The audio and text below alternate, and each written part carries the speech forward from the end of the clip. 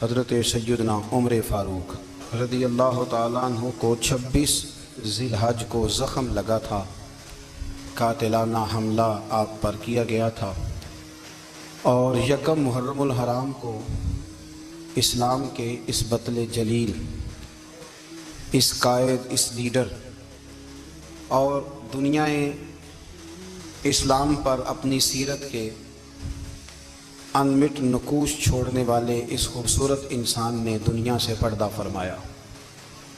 حضرت عمر فاروق رضی اللہ تعالیٰ عنہ ان لوگوں میں سے ہیں جو ابن الوقت نہیں ہوتے، ابو الوقت ہوتے، جو وقت کے مطابق نہیں بدلتے بلکہ وقت کو اپنے مطابق بدل دیا کرتے ہیں۔ یہ وہ لوگ تھے کہ دین ان کا اوڑھنا بچھونا تھا، ان کا چلنا پھرنا دین تھا، ان کا ہنسنا اور رونا دین تھا۔ انہیں علم الیقین سے لے کر عین الیقین تک ایک خاص مقام اللہ نے عطا کر دیا تھا، تو بس پھر یہ سمجھ گئے تھے کہ دین ہی زندگی ہے، دین ہی روح ہے، اور دین ہی ہماری اصل ہے۔ نبی کریم صلی اللہ تعالیٰ علیہ وسلم نے فرمایا کہ میں نے خواب دیکھا ہے، کچھ لوگوں کو میں نے قمیضیں پہنے ہوئے دیکھا، کچھ کی قمیضیں ناف تک تھیں، کچھ کی پیٹ تک تھیں، اور کچھ کی گھٹنوں تک تھیں۔ عمر، میں نے تمہیں بھی دیکھا ہے، تمہاری قمیض تو پیروں سے ٹکرا رہی تھی۔ تو حضرت عمر کہنے لگے، حضور خواب کوئی دیکھتا ہے، تعبیر کوئی بتاتا ہے، پر یہاں کمال یہ ہے کہ خواب بھی آپ نے بتایا ہے، تعبیر بھی آپ ہی بتائیں گے۔ حضور پھر بتا دیں اس خواب کی تعبیر کیا ہے؟ تو حضور نے فرمایا تعبیر یہ ہے کہ کسی کا دین ناف تک، کسی کا گھٹنوں تک، کسی کا پیٹ تک، اور عمر تو سارا ہی دین میں لپٹا ہوا ہے، تو سارا ہی دیندار ہے، سارا ہی۔ حضرت عمر فاروق رضی اللہ تعالیٰ عنہ آئیڈیل ہیں، ایک ہیرو ہیں۔ ان کی زندگی کے درجنوں پہلو ہیں، ہر سال ہم ایک پہلو بیان کر دیتے ہیں، کبھی عدل و انصاف پہ بات کر لیتے ہیں، کبھی نظام حکومت پر۔ ان کی زندگی کا ایک پہلو آج بھی ہماری گفتگو کا عنوان رہے گا، پر حضرت عمر کا مرتبہ اور مقام یہ ہے کہ نبی کریم علیہ السلام نے فرمایا کہ جبریل امین 950 سال میرے عمر کی شان بیان کریں تو عمر کی شان ختم نہیں ہوتی۔ 950 سال اگر حضرت جبریل بھی بیان کریں تو یہ مقام ہے سیدنا فاروق اعظم کا۔ اللہ تبارک و تعالیٰ نے جس طرح سارے نبیوں میں شان حضور کو عطا فرمائی، اسی طرح تمام نبیوں کے حواریوں میں سب سے زیادہ شان حضور کے غلاموں کو عطا فرمائی۔ قرآن مجید میں اللہ کریم نے فرمایا، یا ایھا الذین آمنوا قوا انفسکم واہلیکم نارا، فرمایا اے ایمان والو، خود بھی جہنم کی آگ سے بچو اور اپنے گھر والوں کو بھی دوزخ کی آگ سے بچاؤ۔ خود بھی بچو اور اپنے گھر والوں کو بھی۔ کس کو جی ہماری ساری نصیحتیں باہر والوں کے لیے ہیں۔ باہر ہمیں بہت بڑا لیکچر بھی دینا پڑے تو چلتا ہے، بہت بڑی داستان سرائی بھی کرنی پڑے تو چلتی ہے۔ سٹیٹس اور معیار یہ ہے کہ سارا کچھ باہر والوں کے لیے، اور گھر کے وہ پھول جن کی آبیاری بھی ہم نے کرنی تھی، کوئی جڑی بوٹیاں اور گائیں تو وہ کاٹنی بھی ہم نے خود تھی، دھوپ اور چھاؤں کا خیال بھی ہم نے رکھنا تھا، وہاں ہماری نظر نہیں ہوتی۔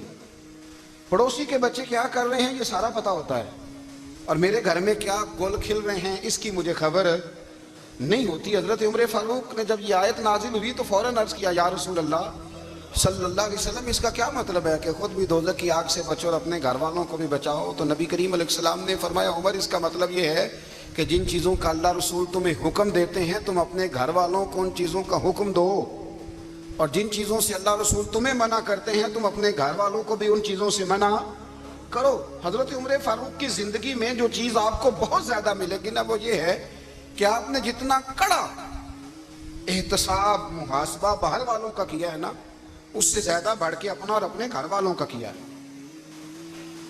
یہ بڑا عجیب معاملہ ہے کہ ہم جتنے لوگ ہیں ہمارا معیار یہ ہے کہ سامنے والا غلط ہے اور میں ٹھیک، یعنی دوسرے کا بچہ گلی میں نظر آ جائے تو اس کی غلطیاں نکلنی شروع ہو جائیں گی، اور میرا بچہ سارا شہر گھوم آئے ایک ٹائر پہ موٹر سائیکل پہ، تو ہم کہتے ہیں کہ ابھی بچہ ہے، انشاءاللہ سیانا ہو جائے گا۔ اگر ابا جی آج تک سیانے نہیں ہوئے کہ اس کو سمجھا لیں، تو پھر بیٹے کا سیانا ہونا تو ہو سکتا ہے کہ وہ 60-70 سال لگ ہی جائیں۔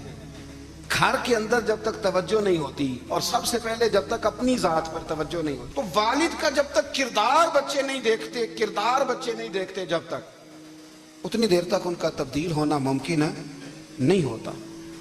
حضرت عمر فاروق رضی اللہ تعالیٰ عنہ باہر والوں کا بھی بڑا سخت حساب کرتے تھے۔ بڑا ایک گورنر صاحب نے لباس بڑا شاندار پہننا شروع کر دیا تھا، تو حضرت عمر نے اتروا کے تو انہیں ٹاٹ کا لباس پہنا کے تو اونٹ چرانے کی ڈیوٹی دے دی تھی۔ اتنا سخت احتساب کرتے۔ کسائی کی دکان پر بھی 1-2 گھنٹے کھڑے ہوتے تھے۔ جو آدمی مسلسل 2 دن گوشت خریدتا تھا نا، فرماتے تھے اس کا ٹیکس بڑھا دو، لوگوں کو دال نہیں مل رہی اور یہ روز گوشت کھاتا ہے۔ حضرت فاروق اعظم، اس کو جزیہ کہا جاتا تھا یا کچھ اور معاملات ہوتے تھے، بڑھا دیتے تھے۔ مسلسل جو 2 دن آدمی گوشت کھاتا تھا، فرماتے تھے مدینے میں غربت ہے، اگر یہ والا نظام تم کرو گے تو غریب لوگ کس کی طرف دیکھیں گے۔ لیکن اس سے زیادہ بڑھ کر جو ان کی زندگی کا معیار اور سٹیٹس تھا، وہ یہ تھا کہ اپنے گھر کا خاص خیال رکھتے، خاص توجہ کرتے۔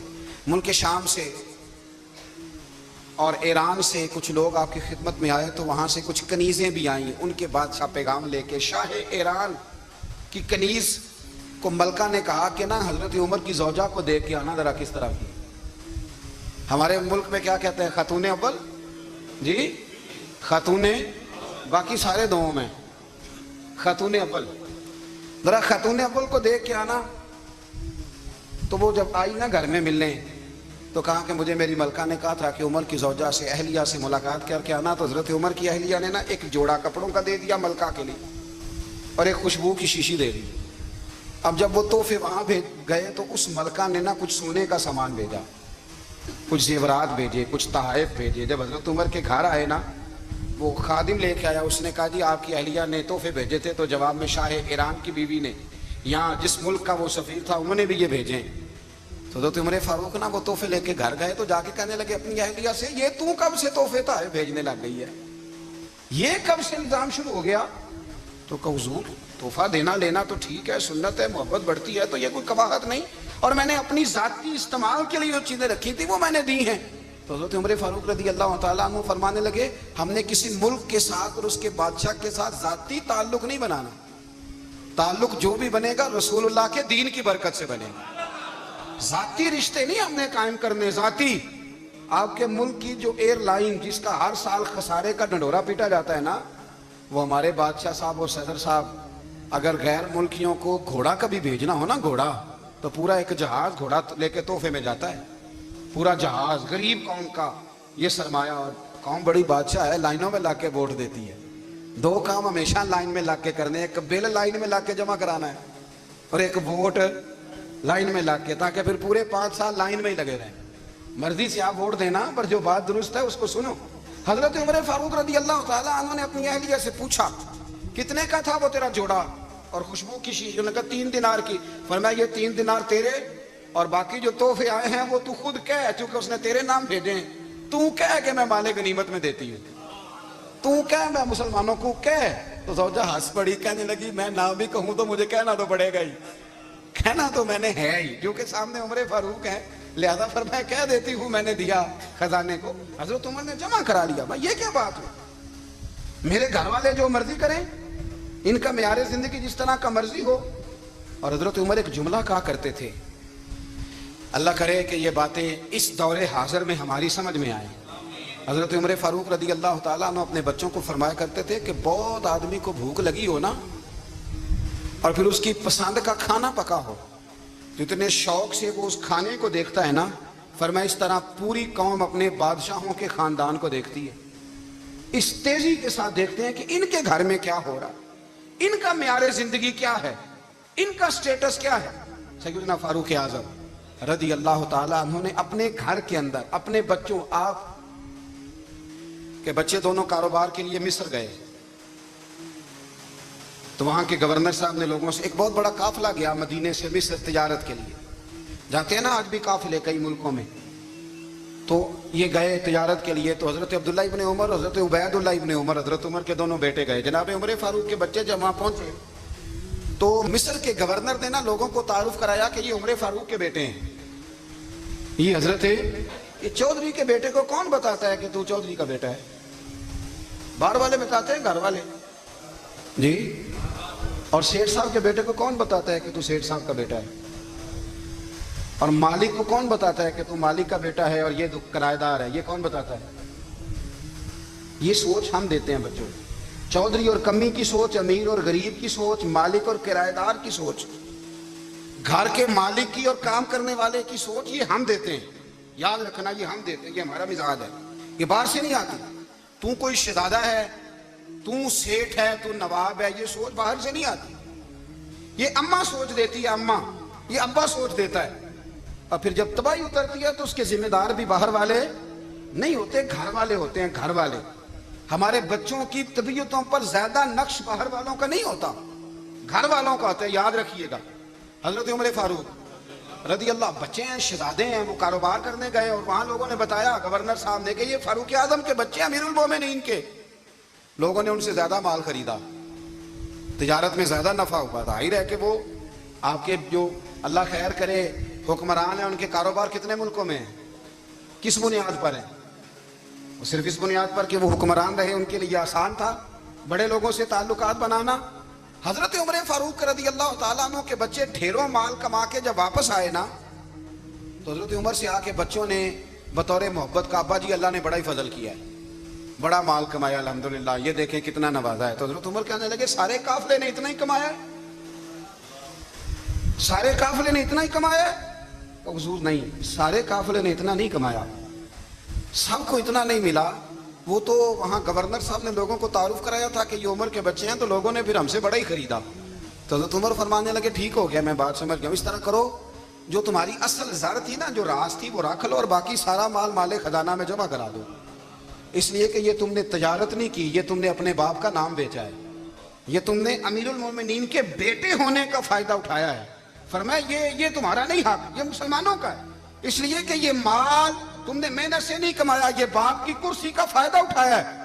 اور فرمایا اگر تم نے مال جمع نہ کرایا تو میں مال بھی لے لوں گا زبردستی اور کوڑے بھی ماروں گا، ڈبل سزا دوں گا، مرضی سے جمع کراؤ گے تو کوڑوں سے بچ جاؤ گے۔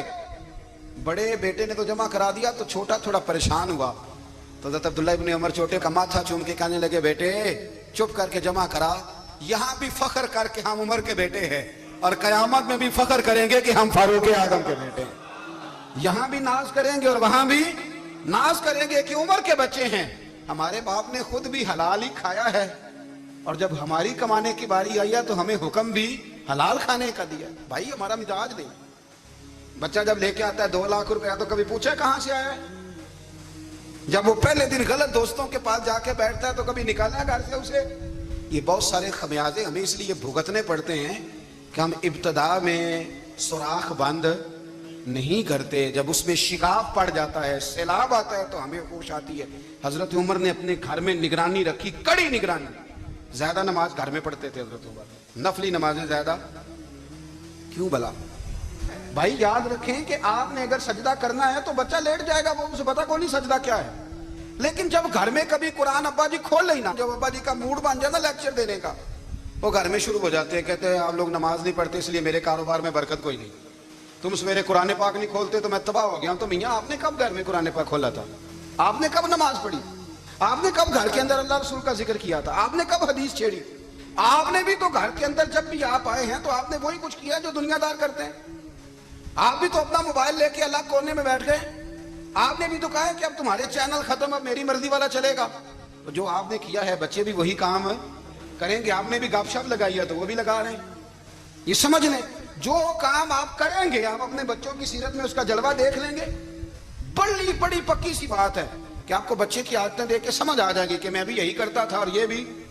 حضرت عمر فاروق رضی اللہ تعالیٰ عنہ وصال فرما گئے، تو آپ کے وصال کے بعد حضرت عثمان غنی رضی اللہ تعالیٰ عنہ نے آپ کی ایک بیوہ سے نکاح کیا، حضرت عمر کی ایک بیوہ سے۔ جب وہ آپ کے نکاح میں آئی تو کہنے لگی حضرت عثمان غنی سے کہ حضور نہ تو میں خوبصورت ہوں اور نہ میں جوان ہوں، نہ آپ کی کوئی خدمت کر سکتی، میرے سے نکاح کرنا سمجھ میں نہیں آیا۔ کیا شاندار جواب دیا حضرت عثمان غنی نے، کیا خوبصورت جواب دیا۔ فرمانے لگے میں نے اس لیے نکاح نہیں کیا کہ مجھے تمہارے حسن سے دلچسپی تھی یا تمہاری خدمت کی ضرورت تھی، میں نے تو اس لیے نکاح کیا ہے کہ مجھے بتاؤ عمر فاروق گھر کے اندر اپنے رب کی عبادت کس طرح کرتے تھے، وہ قرآن پاک کس طرح پڑھتے تھے، وہ رویا کیسے کرتے تھے، استغفار کا طریقہ کیا، کس وقت کس انداز میں وہ اپنے رب کو یاد کرتے تھے۔ اس لیے کہ عمر کئی دفعہ گھر سے آتا تھا تو میں اس کے چہرے پر نور دیکھا کرتا تھا، میں روشنی دیکھتا تھا، ایک معیار دیکھتا تھا۔ نکاح اس لیے کیا ہے کہ مجھے عمر کی جو گھر کے اندر کی عبادت ہے اس سے آگاہ کرو، تاکہ عثمان غنی بھی چاہتے ہیں اس طرح کے عمل کرو جس طرح کہ عمر فاروق کر کے گئے ہیں۔ بھائی جب تک ہم اپنے گھر میں وہ توجہ نہیں دیں گے، وہ مزاج دیکھیں نا، ہمارے گھروں میں جب نقشہ پاس ہوتا ہے تو ٹی وی لان بھی اس میں ہوتا ہے، ڈرائنگ روم بھی ہوتا ہے، نماز کی جگہ بھی ہوتی ہے نقشے میں۔ صحابہ جب گھر بناتے تھے تو ایک مسجد بیت کا نقشہ پاس کرتے تھے، ذہن میں رکھتے تھے کہ یہ کونا نماز کے لیے، وہاں جوتے لے کے کوئی نہیں جائے گا، وہاں نماز پڑھی جاتی تھی، عورتیں وہاں اعتکاف کرتی تھی۔ ٹی وی لان تو آ گیا ہے، اور گھر کے اندر ٹی وی رکھنے کے لیے تو ایک کمرہ الگ سے بنا دیا گیا ہے، اور اب جو نئے نقشے پاس ہو رہے ہیں اس کے اندر گھروں کے اندر جگہ بنائی گئی ہے جہاں کمپیوٹر رکھے جائیں، اور بچوں کے لیے وائرنگ ہوگی نیچے تاکہ انہیں کوئی مشکل درپیش نہ ہو۔ یہ ساری چیزیں ہم نے نہانے کے لیے گھروں کے اندر اتنے اتنے بڑے واش روم بنائے ہیں کہ لگتا یہ ہے کہ سوائے نہانے کے اور کام ہی نہیں کوئی گھر میں ہوگا، ہر چیز آ گئی۔ پر اللہ کرے کوئی تفسیر بھی ٹیبل پہ پڑی نظر آئے، کوئی حدیث کی کتاب بھی ٹیبل پہ پڑی نظر آئے۔ اللہ کرے کہ جس طرح ابا لطیفہ سن کے آتا ہے تو جب تک سنا نہ لے اسے ہضم نہیں ہوتا، اللہ کرے کہ وہ جمعے میں بیان سن کے جائے تو اس کا بھی دل کرے میں اپنے بچوں کو سناؤں، وہ نبی پاک کی کوئی حدیث کہیں سے سنے تو گھر جا کے سنائے۔ جب تک یہ معیار نہیں بنتا، آپ کیسے توقع کرتے ہیں کہ گھر کے اندر اللہ کی رحمتیں نازل ہوں گی؟ آپ یہ کیسے توقع کرتے ہیں کہ گھر کے اندر وہ معیار اور وہ مزاج بنے گا؟ حضرت عمر فاروق نے ذاتی زندگی پر جو توجہ دی، گھر والوں کے معیار پر جو توجہ دی حضرت عمر فاروق رضی اللہ تعالیٰ عنہ نے، وہ بھی بڑی دیدنی ہے۔ حضرت ابو موسیٰ اشعری کو نا آپ نے وزیر خزانہ بنایا، وزیر خزانہ، تو حضرت ابو موسیٰ اشعری کہتے ہیں کہ حضرت عمر کو شیخ خزانے میں رہنے تو دیتے نہیں تھے۔ ایک دن نا میں صفائی کر رہا تھا اس کمرے کی جس میں خزانہ رہتا تھا۔ ہمارے تو ملک میں جو جاتا ہے وہ صفائی کر کے ہی جاتا ہے، اللہ خیر کرے۔ اور خیر معیار بدلتا ہے، جو پچھلی حکومت ہوتی ہے وہ قرضہ اٹھاتی ہے، وہ باہر سے جاتی ہے تو قرضہ لے کے آتی ہے، اور جو نہیں آتی ہے وہ کہتی ہے ہمیں پیکج مل گیا ہے، وہ قرضہ نہیں اٹھاتے۔ ان کو کیا ملتا ہے؟ یعنی پچھلی نے قرضہ لیا تھا اور ہم نے، واہ جی واہ کیا خوبصورت انداز ہے، اس کا نام بدل کے نا، انہوں نے قرضہ لیا تھا اور ہم نے، میں کہا بڑے شاندار سیانے بندے ہو گئے۔ اور اللہ تعالیٰ خیر فرمائے، ہمارے جو بڑے شاندار قسم کے دوست ہیں نا، شاندار، جن کا ادب سے نام لیتے ہیں، وہ عرب کے بادشاہ ہیں۔ ہم تو عرب خالی کہتے بھی نہیں، عرب شریف کہتے ہیں، عرب شریف۔ انہوں نے پتہ کیا کیا ہے؟ انہوں نے اس طرح کیا ہے کہ جو کشمیریوں کا قاتل تھا نا اس کے گلے میں میڈل ڈال دیا۔ وہی کام وہ کرتے رہتے، انہوں نے پہلے انہیں بلا کے مندر بھی بنوائے تھے، ہمیں کوئی شکوہ نہیں، ان کی زمین ہے، اللہ تعالیٰ توفیق عطا کرنے والا ہے، پر خیال یہ تھا کہ چلو کشمیریوں کے زخم پر نمک نہ چھڑکتے، 2 مہینے انتظار کر لیتے، کچھ حالات سنور جاتے، کچھ تھوڑا انتظار۔ ہیں ہمارے دوست، ہمارے وزیر اعظم صاحب جب جاتے ہیں تو وہ پھولوں کا ہار ڈالتے ہیں ہمارے دوست، لیکن انہیں وہ حدیث یاد نہیں کہ نبی پاک علیہ السلام نے فرمایا جب میرے مومن کو تکلیف ہوتی ہے تو مجھے بھی گنبد خضرا میں تکلیف ہوتی ہے۔ انہیں نہ کشمیریوں کا خون یاد نہیں آیا، انہیں برہان وانی کی کٹی ہوئی لاش یاد نہیں آئی، انہیں 30,000 بیوہ عورتیں 30,000 بیوہ عورتیں یاد نہیں آئی، 30,000 بیوہ عورتیں جن کے سہاگ اجڑ گئے، اور انہیں 1.25 لاکھ یتیم بچہ یاد نہیں آیا جو یتیمی کی زندگی گزار رہا ہے، اور اس کے باوجود بہت بڑے ذمہ دار ہیں وہ۔ مجھے پڑھ لینے دو آج احمد فراز کا شعر، وہ ہمارے مکتب کوئی ایسا نہیں کہ وہ مولوی تھا، وہ غیر جانبدار تھا، پر مجھے آج پڑھ لینے دو اس کا شعر، یہ کلیجے کا درد ہے، پڑھ لینے دو۔ اس نے کہا تھا کہ پڑھتا ہوں تو کہتی ہے یہ خالق کی کتاب ہے، مثل یہودی یہ سعودی بھی عذاب، اس قوم کے بارے میں کیا لکھوں فراز، کعبے کی کمائی سے جو پیتے ہیں شراب، کعبے کی کمائی سے جو پیتے ہیں شراب، اس قوم کے بارے میں کیا لکھوں فراز۔ کعبے کی کمائی سے جو پیتے ہیں شراب، میں خیال نہیں آیا تمہارا صرف دین یہ ہے کہ قبریں گرا دو، مزارات گرا دو، فقط یہ دین ہے؟ کوئی نبی پاک کے روزے کی طرف منہ کرے تو اسے مشرک کہو، یہ دین ہے؟ اس کا نام مذہب رکھا ہے تم نے؟ مذہب تو اس کا نام ہے کہ جو رسول اللہ کا نام لینے والا ہے وہ ہمارا یار ہے، اور جو نبی پاک کا نام لینے والا نہیں، ہمارا اس سے کوئی تعلق ہے، یہ دین ہے۔ حضرت عمر فاروق کی سیرت سنا رہا ہوں، حضرت عمر کی۔ حضرت ابو موسیٰ اشعری نے ایک عیسائی کو منشی رکھا تھا، اکاؤنٹ آفیسر حضرت ابو موسیٰ اشعری نے، تو حضرت عمر فاروق بول پڑے، کہنے لگے تمہیں مسلمان کوئی نہیں ملا تھا؟ کلمہ گو نہیں تمہیں نظر آئے؟ کشمیریوں کی لاشیں نظر نہیں آتی؟ ان کا خون بہ رہا ہے، تباہی اتر رہی ہے، اور تم قاتل کو گولڈ میڈل پہنا رہے ہو۔ اور یاد رکھنا، جب مسلمانوں کی بچیاں روندی جاتی ہوں نا تو پھر اسلام امن کا درس نہیں دیتا، پھر اسلام جہاد کی بات کرتا ہے، پھر اسلام جہاد کی بات کرتا ہے، جہاد کی۔ وہ قومیں غیرت مند نہیں ہوتی کہ جن کے گھروں میں آگ لگی ہو اور وہ غیروں کو ہار پہناتی پھرے۔ اللہ کا کچھ خوف کرو، زندگی مختصر ہے۔ دبئی میں کتنے رہے اور کتنے چلے گئے، خدا را کچھ خدا تم سے اچھے تو وہ نیو یارک کے رائٹر ہے جو کم از کم اپنے کالموں میں کشمیر کی بات کرتے ہیں۔ تم سے اچھا برطانیہ کا وہ شخص ہے جو کم از کم بی بی سی لندن پہ رپورٹ جاری کرتا ہے تو کہتا ہے کشمیر پہ ظلم ہو رہا ہے۔ تم سے تو وہ اچھے رہ گئے، تم نے بات کرنا تو دور کی بات، تم نے دشمنوں کے گلے میں ہار پہنانے شروع کر دیے۔ کل جب پوچھیں گے بلا کے تم کو اپنے سامنے، کیا جواب جرم دو گے تم خدا کے سامنے؟ بڑی تکلیف ہوئی، بڑی تکلیف ہوئی۔ وہ نا منصور حلاج کو پھانسی دی جا رہی تھی تو حضرت جنید بغدادی بھی آ کے دیکھنے لگے، تو منصور حلاج کہنے لگے بابا سارا زمانہ دیکھے پر تو نہ دیکھ، سارا زمانہ تماشا دیکھے انہیں تو پتا کوئی نہیں نا، تو نہ دیکھ۔ عرب شریف والو، ٹرمپ اسے انعام دیتا تو تکلیف کوئی نہیں تھی، ملکہ وکٹوریا اسے انعام دیتی تو تکلیف کوئی نہیں تھی، پر تم تو نہ ایسا کرتے، تم تو اپنے تھے، تم تو کلمہ گو تھے، تم تو یہ ظلم نہ کرتے، تم تو یہ حرکت نہ کرتے۔ میں کہتا ہوں ٹھہر ہی جاتے، جانا نہیں دنیا سے، اللہ کے حضور حاضر نہیں ہونا۔ جب رسول اللہ قبر میں آئیں گے تو کیا جواب دو گے؟ خدا را حضور نے فرمایا تھا گناہ روک نہیں سکتے تو دل میں ہی برا جان لو، ذالک اضعف الایمان، یہ کمزور ایمان ہے، کم از کم اتنی حد تک تو آ جاؤ، دشمن سے گلے تو نہ ملو۔ خدا را سمجھے، ہمارا پہلا تعارف یہ ہے کہ ہم رسول اللہ کے غلام ہیں۔ اقبال نے کہا تھا وطن کا بت نہ بنانا، وطن کو بت نہ بنانا۔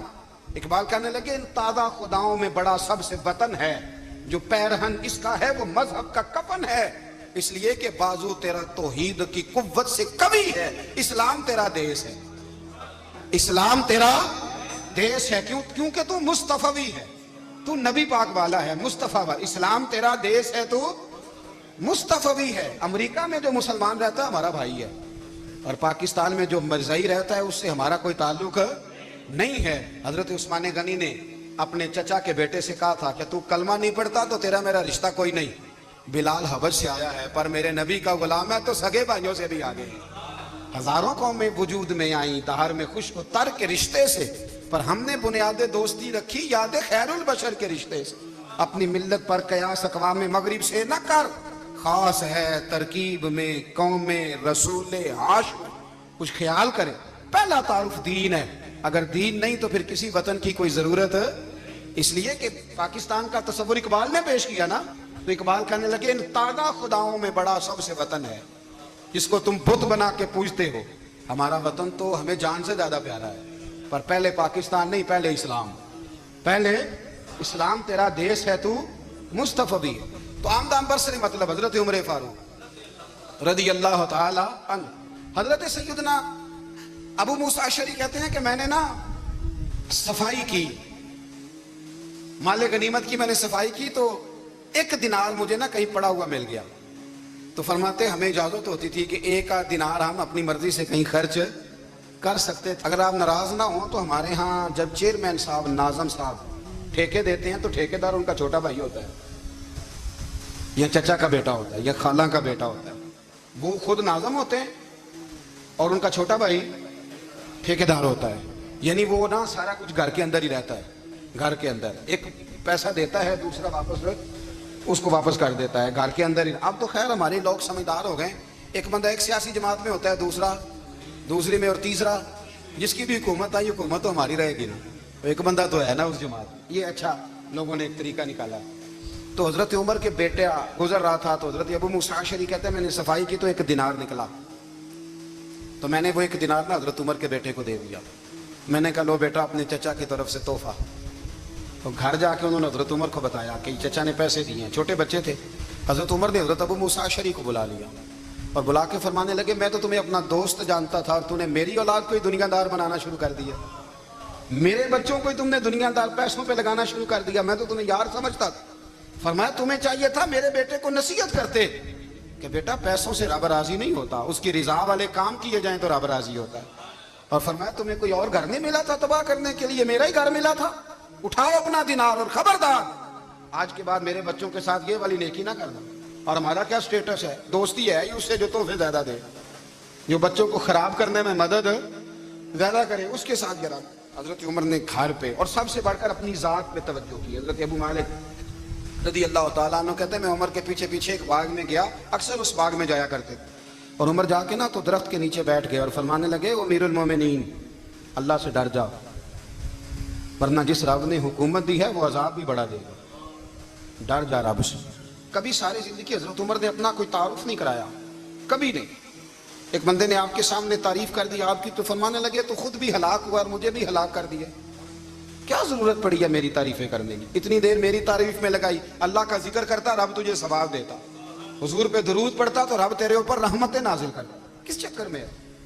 آج جتنا اچھی کوئی خوشامد کرے اتنی اچھی وزارت ملتی ہے, جتنی اچھی اس کو جو ہے وہ چاپلوسی کرنی ہے درجہ بھی اسے اتنا ہی اچھا ملتا ہے. حضرت عمر فاروق رضی اللہ تعالیٰ عنہ آپ کے بیٹے کہتے ہیں, صاحب فتوح الشام نے لکھا ہے, آپ کے صاحبزادے کہتے ہیں میں نکلا تو میرے ابا جی نا اپنی پشت پر مشکیزہ رکھ کے کنویں سے پانی بھر کے آ رہے.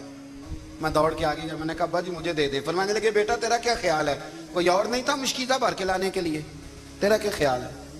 کہا ابا جی بڑے لوگ تھے پر آپ کیوں اٹھا رہے ہیں؟ فرمانے لگے نفس نا ذرا میرا بڑا ہو گیا تھا, اسے ذرا ذلیل کر رہا ہوں, ذرا اپنا محاسبہ کر رہا ہوں. یہ مجھے کہہ رہا تھا تو بڑی چیز ہے, تو میں نا ابھی مشکیزہ گھر رکھ کے آؤں گا, پھر تیری ماں نے مجھے کہا ہے کہ گھر میں لکڑیاں کوئی نہیں جلانے کے لیے, پھر میں جنگل سے لکڑیاں کاٹ کے لاؤں گا. اب میں امیر المومنین بن کے نا تو میرا نفس تھوڑا بڑا ہو گیا.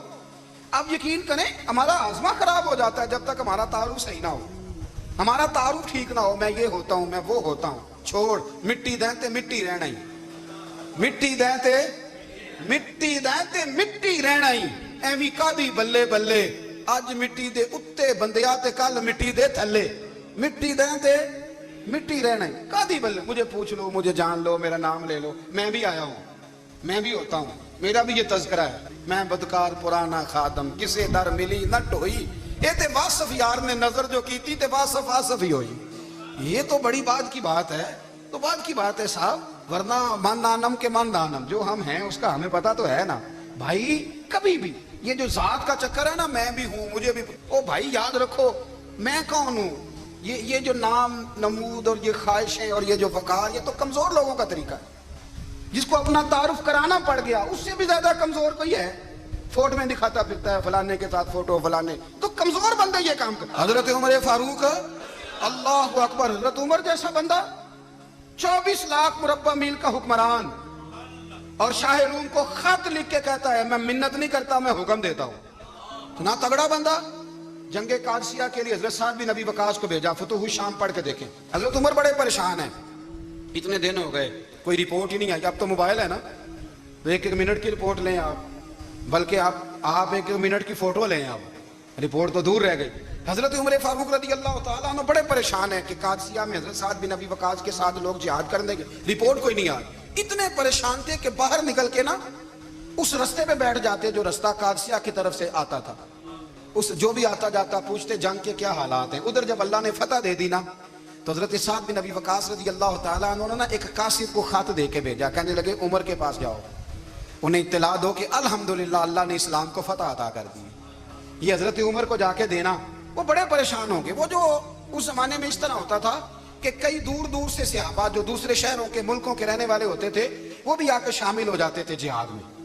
کوئی ایک دفعہ مدینے آیا, کوئی 2 دفعہ آیا, پھر اپنے اپنے علاقوں میں. بہت سارے لوگوں نے زیادہ دفعہ حضرت عمر کو دیکھا بھی نہیں تھا.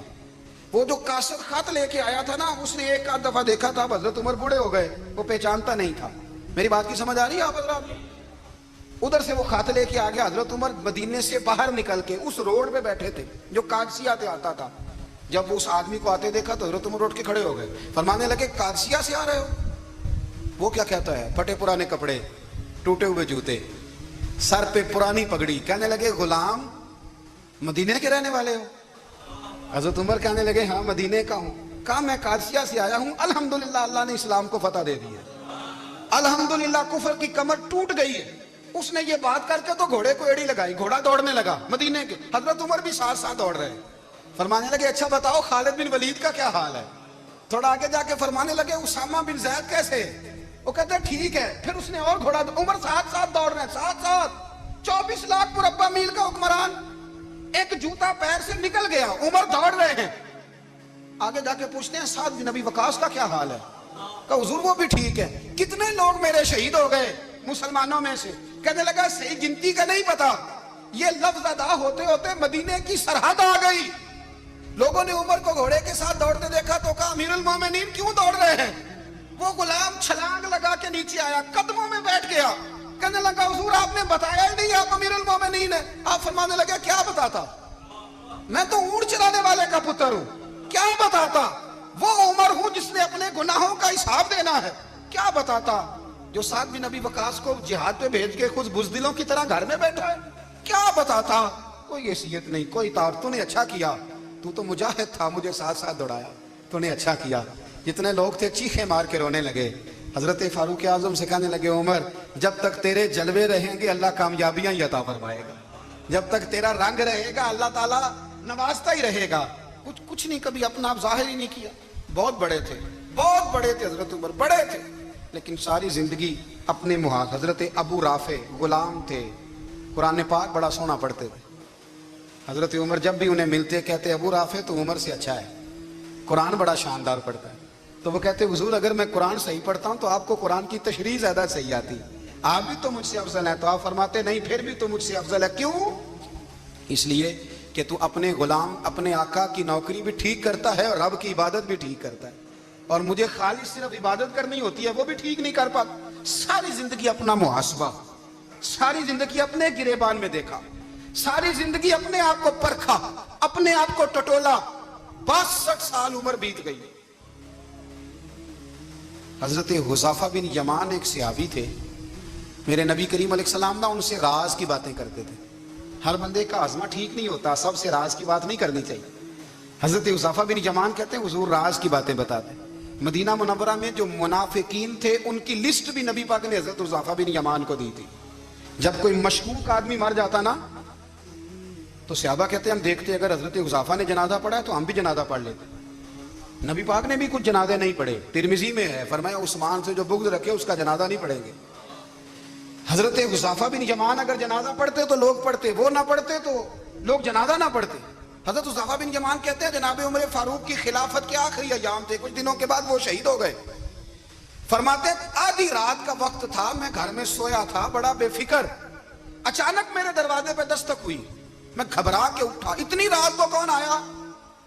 कहते हैं कुर्बान जाऊं, दरवाजे पे गया तो अमीरुल मोमिनीन फारूक आजम दरवाजे पे। मैंने कहा उमर कोई हुक्म था तो मुझे बुला लेते। कहने लगे मैं ना अमीर बन के नहीं आया, तेरा वीर बन के आया हूं। अमीरुल मोमिनीन की हैसियत से सरकारी काम से बुलाता तो वहां बुलाता, मुझे एक जाती काम पड़ गया। कहते मैंने उमर को घर के अंदर बुला के चारपाई पे बिठाया, मैंने कहा हुजूर मैं गरीब आदमी मैं क्या आपके काम आ सकता हूं? तो कहते उन्होंने ना मुझे साथ बिठा लिया, फिर मेरा हाथ पकड़ लिया, कहने लगे तू उमर को जानता है? उमर झूठ नहीं बोलता। तू जानता है उमर वादों का पक्का है? कहा हुजूर जानता हूं। कहा मैं उस वक्त आया हूं जब देख भी कोई नहीं रहा। हजरत हुज़ाफा बिन यमान कहते हैं परेशान हो गया, हुजूर पहेलियां ना बुझवाए, मेहरबानी कर बताया किधर आए हैं? तो हज़रत उमर फारूक फरमाने लगे 62 साल का हो गया हूं, 63 में चल रहा है, दाढ़ी सफेद हो गई है, फल पक गया, उठ फरीदा सुत्या, दाढ़ी आ गई पूर, अग्गा नेड़े आ गया, पिछा रह गया दूर। अब ना अब कब्र अशर का मामला साफ नजर आने लगा है। कहा हुजूर मुझसे क्या चाहते हैं? हजरत उमर रो पड़े, कहने लगे आज मैं इशा के बाद निकला हूं तो नबी पाक के सहाबा मुझे नेक कह रहे थे, फिर मैंने बच्चों की माँ से और बच्चों से भी पूछा है, वो भी मुझसे राजी हैं, पर हुज़ाफा तेरे साथ नबी पाक राज की बातें करते थे, सच बता कहीं उमर का नाम मुनाफिकों में शामिल तो नहीं? सच बताओ मुनाफिकीन में तो शामिल नहीं, कहीं ऊपर ऊपर से तो नहीं सारा कुछ? हजरत हुज़ाफा बिन यमान कहते हैं मैं बाप के मरने पे इतना नहीं रोया जितना उमर के सवाल पे रोया। मैं कदमों में बैठ गया, मैंने कहा नहीं उमर ये तो मैंने नहीं सुना, लेकिन ये मैंने नबी पाक से जरूर सुना है कि मेरे बाद अगर कोई नबी होता तो उमर इब्ने खत्ताब होता। ये मैंने अपने कानों से सुना है कि उमर जिस गली से गुजरे शैतान रास्ता बदल जाता है। ये मैंने अपने कानों से सुना है कि 950 साल हजरत जिब्रील जनाब उमर की शान बयान करें तो फिर भी बयान नहीं हो सकता। ये मैंने जरूर सुना। दोस्तों सारी जिंदगी हजरत उमर ने अगर दूसरों का मुहासबा किया तो अपना और अपने बच्चों का भी कड़ा ख्याल रखा, अपनी जात पर बड़ी तवज्जो दी। जो लोग अपना आप भूल जाते हैं ना, हमें अपनी सेहत का बड़ा ख्याल है लेकिन अपनी रूहानी जिंदगी का कोई ख्याल नहीं है, कल्बी जिंदगी का कोई तसव्वुर नहीं। आप यकीन करें, मोटा आदमी कमजोर होने के लिए जद्दोजहद कर रहा है, कमजोर ताकतवर होने के लिए, लेकिन जिसको कितने दिन बीत गए अल्लाह रसूल की याद में रोया ही नहीं, कितने दिन बीत गए ना सुनने को दिल ही नहीं चाहा, जिसे महीनों बीत गए और कुरान पाक की तरफ नजर ही नहीं गई, वो फिक्रमंद ही नहीं। जिंदगी जिंदा दिली का नाम है, मुर्दा दिल क्या खाक जिया करते हैं। भाई हजरत उमर की जिंदगी दौरे हाजिर में हमें यह सबक देती है कि कड़ी निगरानी रखो अपने पौधों की, कड़ा ख्याल रखो अपने जाती बाग का, और ये जो तुम्हारे दिल की दुनिया है, ये तुम्हारी रूह की जिंदगी है, इसका मुहासबा करते रहो। नबी करीम अलैहिस्सलाम ने फरमाया अपना हिसाब खुद कर लो कबल इसके कि तुम्हारा हिसाब किया जाए। अपना हिसाब, बोलिए अपना हिसाब। हम सारी दुनिया का हिसाब करते फिरते हैं, कोई कहाँ से कमाता है कहाँ खाता है, पर अपना हिसाब हुजूर ने फरमाया हिसाब कर लो कबल इससे कि तुम्हारा हिसाब। मौला अली फरमाते हैं नमाज पढ़ लो कबल इसके कि तुम्हारी नमाज पढ़ी जाए, नमाज पढ़ लो कबल इसके कि तुम्हारी। अपना मुहासबा करें, थोड़ा सा ना ऊपर दाएं बाएं देखने की बजाय थोड़ी सी गर्दन झुका के ना, दरवेश कहते हैं बुरे बंदे नु मैं लभन टुरिया ते जग ते मिलिया ना कोई, अपने अंदर झाती पाई ते मैथों बुरा ना कोई। थोड़ी सी ना, थोड़ी सी अपनी तरफ तवज्जो दें। हम ना बेचैन वक्त गुजार रहे हैं, बेकरार हैं, बेसुकून हैं। सबब ये है कि हमने ना अपना हिसाब करना छोड़ दिया है। हिसाब करोगे, बेहिसाब तो बंदा रोटी खा ले तो बीमार हो जाता है, और अगर जिंदगी बेहिसाब गुजरे, गुनाहों का हिसाब ही ना किया जाए, तकवे की तरफ तवज्जो ही ना की जाए, तो फिर जिंदगी दुश्वार हो जाती है। आओ मैं आपको नबी पाक अलैहि वसल्लम के शानदार गुलाम की बात बताऊं। सही बुखारी में हदीस, सहाबा कहते हैं हजरत उमर फारूक रदी अल्लाह ताला अन्हु के पास एक खातून रोती हुई आई, कहने लगी खामद मेरा शहीद हो गया और 4-5 बेटियां छोड़ गया, तो घर में तो बकरी का खुर भी नहीं, कोई चीज नहीं खाने पीने के लिए। फारूक आजम रदी अल्लाह ताला अन्हु ने कमेटी नहीं बनाई, चेक नहीं दिया, वो एक अच्छा सा और एक खूबसूरत सा पैकेज का ऐलान नहीं फरमाया, बल्कि फारूक आजम ने एक अच्छा ताजा तगड़ा ऊंट माले गनीमत के ऊंटों में से लिया और 2 बोरियां अपने हाथों से अच्छे राशन की भरी, उसके अंदर ढेर सारे नगद पैसे बोरियों में डाले, और वो दोनों बोरियां ऊंट के ऊपर अपने हाथों से, बुखारी पढ़ रहा हूं, उनकी रस्सियां बांधी, फिर उस औरत के हाथ वो लगाम थमाई और उसे कहा पुत्र मैंने तुझे इतना माल दे दिया है कि जब तक ये खत्म होगा ना इंशाल्लाह तब तक तेरे हालात भी अल्लाह बदल देगा, तेरे दिन बदल जाएंगे जब तक ये खत्म होगा। वो खातून जाने लगी तो आप फरमाने लगे बेटा ऊंट नहीं वापस भेजना, ये भी तेरा ही है, दे दिया तुझे। अब चले गई वो खातून। तो सहाबा कहते हैं हमने पूछा कि जनाब आप तो बड़े किफायत शार हैं, आप तो बड़ी बांट के चीजें देते हैं, तो आपने इस बच्ची को इतना कुछ दे दिया और बैक वक्त दे दिया और वाकई बहुत ज्यादा दे दिया और नकदी पैसे भी दे दिए। हज़रत उमर फरमाने लगे तुम नहीं ना जानते, मैं जानता हूं, ये मेरे नबी पाक के सहाबी हजरत खिफाफ बिन ईमार रदी अल्लाह ताला अन्हु की साहिबजादी है, और मैंने हुदैबिया के मकाम के इसके बाप को हुजूर की खिदमत करते देखा है, मैंने इन्हें जंगे लड़ते देखा है, इसके बाप को, इसके भाई को। फरमाया वो तो बच्ची आई है, तो मैं तुम्हें क्या बताऊं, मुझे तो तकलीफ शुरू हो गई है कि उसे आना क्यों पड़ा है, खुद आगे बढ़ के मैं क्यों खिदमत नहीं कर सका, उसे आना क्यों पड़ा। अजीज दोस्तों याद रखना, असला नाल जे नेकी करिए ते नस्ला ताक।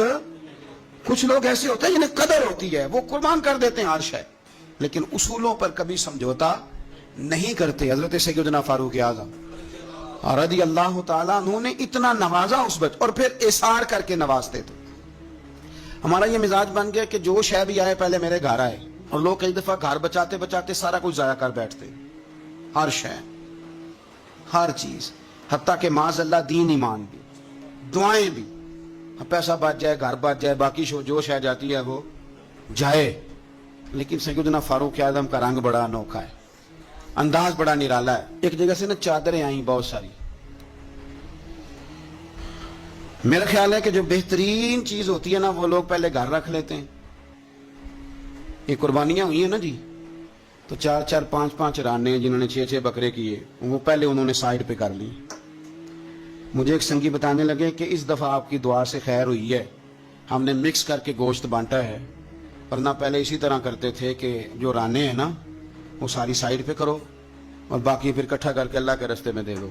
अल्लाह की राह में जो देना है, जो अपनी राह में देना है उसका तरीका, और अल्लाह की राह में देना है माज़अल्लाह तो उसका स्टाइल और है। फरमाने लगे कि चादरें आई और बड़ी बड़ी कीमती चादरें आई, तो फारूक आज़म रज़ी अल्लाह तआला अन्हु ने कोई उसमें तखसीस नहीं की, एक एक दो दो तीन तीन चार चार बांटते रहे। चादरें थी औरतों वाली। अब जो सबसे नीचे से चादर निकली वो इत्तेफाक से बड़ी शानदार निकल आई। आखिर में जो रह गई ना, सबर करें ते मोती मिल सन, ते जिक्र करें ते हीरे। ये सबर करें ते मोती मिल सन, जिक्र करें ते जे पागला वांगू रौला पावे, ना मोती ना सबर करें ते मोती मिल सन, जिक्र करें ते। आजकल लोग शोर डाल के सारा कुछ करना चाहते। तू चुप करके कोने में बैठ जा, तू बैठा रह, तू डरना दे, पूछने वाला खुद ही तुझसे पूछ लेगा तू किधर से आया है।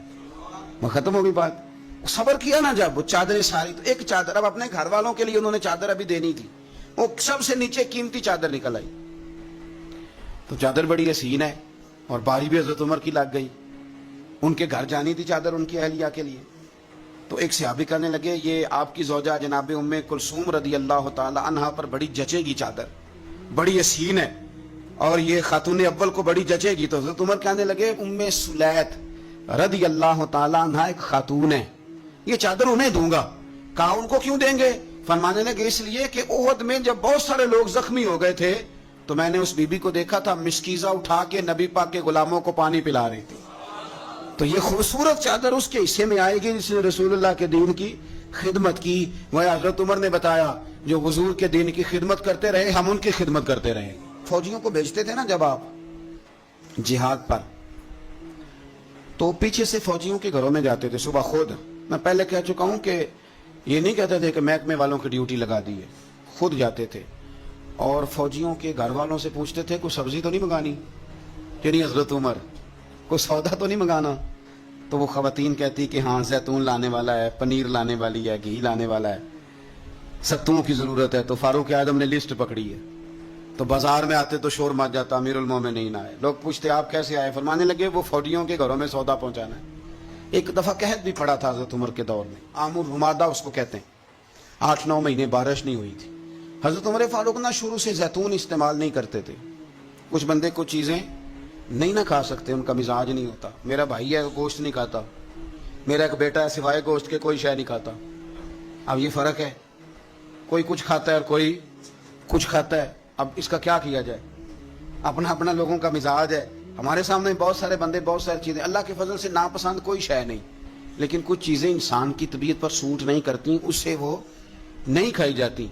ये अलग बात है कि लोग पीर साहब को ब्लैकमेल करते हैं, कहते हैं खाएं, हमने वुजू करके पकाई है। या आपने वुजू करके पकाई है तो वो जो दवाई खा के हजम करेगा, तो आप मेहरबानी करें, वो नहीं खाना चाह रहा तो आप उसको थोड़ी सी गुंजाइश ही दे दें। तो हजरत उमर फारूक जैतून इस्तेमाल नहीं करते थे, उनकी तबीयत को तकलीफ देती थी। अब कहत का जमाना है, आपका मिजाज था घी के साथ सालन पकता तो खाते, तो कहत पड़ा ना तो घी बहुत महंगा था और जैतून सस्ता था। तो हजरत उमर ने कहा सारे जैतून ही खाएंगे। घर आके अपनी बीवी से कहा कि आज के बाद हंडिया जैतून में पकेगी। हालांकि उस जमाने में जैतून बहुत सस्ता है। तो अहलिया कहने लगी बच्चे तो खा लेंगे तो आपका क्या बनेगा? फरमाया मेरा भी कुछ नहीं बनेगा, मैं भी खाऊंगा। अब एक आदमी ने एक चीज कभी नहीं खाई, फिर वो रोज खानी पड़े। 4-5 दिन बीत गए तो पेट से गुड़ गुड़ की आवाजें आने लगी, उसने पेट खराब कर दिया। तो हजरत उमर अमीरुल मोमिनीन अपने पेट से बातें कर रहे हैं। फरमाने लगे जितना मर्जी शोर कर, अपने पेट से कहते हैं शोर जितना मर्जी कर, घी तुझे उसी दिन मिलेगा जिस दिन मेरे नबी की सारी उम्मत घी खाने लग जाएगी। कहा शोर जितना मर्जी तूने करना है, ये उसी दिन मिलेगा जिस दिन हालात नॉर्मल हो जाएंगे। अभी कहते हैं अभी तुझे घी मिल सकता, हालात नॉर्मल होंगे तो मिलेगा। कर शोर जितना तूने करना।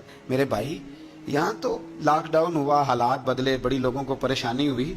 चाहिए तो ये था ना कि वजीर के पास 2-3 गाड़ियां प्रोटोकॉल की हैं, वो 3 ही दे देते, एक रख लेते जिसमें सफर करते हैं। लेकिन हमारे यहाँ ना लोग गरीबों का दर्द बयान करते हैं लेकिन उसका अमली इजहार।